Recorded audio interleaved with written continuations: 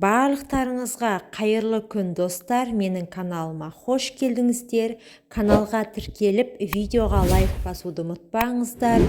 Бүгін сіздерге пайдалы ақпараттармен бөлісетін боламын. Видео сіздерге ұнайды деген сенімдемін. Ендеше видеоны соңына дейін қараңыздар. Қазақстанда 1 қаңтардан бастап балаларға төлем аударылады.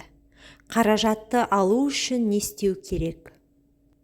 2024 жылғы 1 қаңтардан бастап президент тапсырмасы бойынша ұлттық қор балаларға бағдарламасы іске қосылады.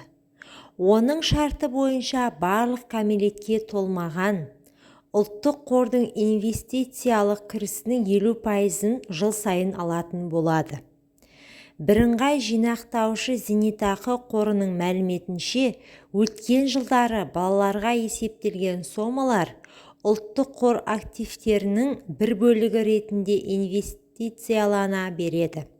Нәтижесінде қосымша табыс болады. Ата-ана не істеуі керек? 2006 жылы және одан кейін туған балалардың, соның ішінде қорғаншылыққа, қамқоршылыққа тағайындалған балалардың заңды өкілдері бүгінде ұлттық қор балаларға қор бағдарламасына қатысуды қамтамасыз етуі үшін не істеуі керек?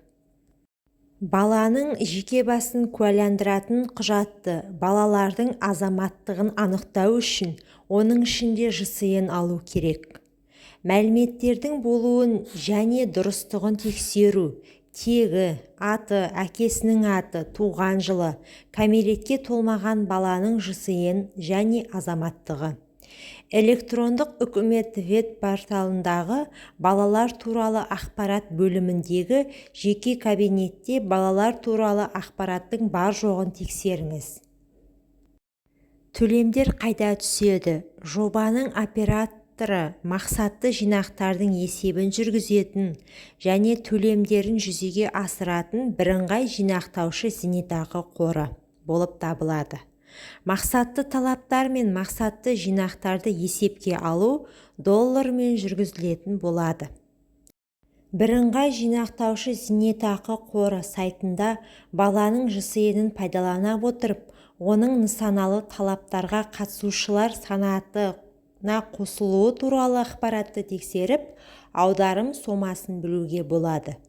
Бұл ретте балалардың заңды өкілдері егов.кз сайтындағы жеке кабинетінде тексере алады.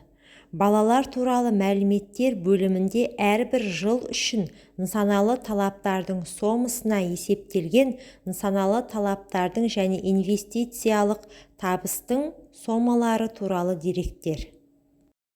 Ақшаны қашан алуға болады және неге жұмсауға болады? Балалар 18 жасқа толғанға дейін нысаналы талаптар мен инвестициялық табыс мерзімінен бұрын алу құқығынсыз есептелінетін болады. 18 жасқа толғаннан кейін қаражатты екі мақсатқа пайдалануға болады. Тұрмыс жағдайын жақсарту үшін Қазпошта және екінші деңгейлі банктер болатын уәкілетті операторлар арқылы оқу ақысын төлеуге. Айта кету керек, аударылғаннан кейін бұл қаражатқа инвестиция тоқтатылады.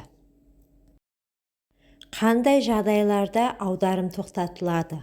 Мақсатты талаптарды есептеу жобаға қатысушы қайтыс болған немесе қайтыс болды деп тану туралы сот шешімі заңды күшіне енген жағдайда, сондай-ақ азаматтығын жоғалтқан жағдайда тоқтатылады.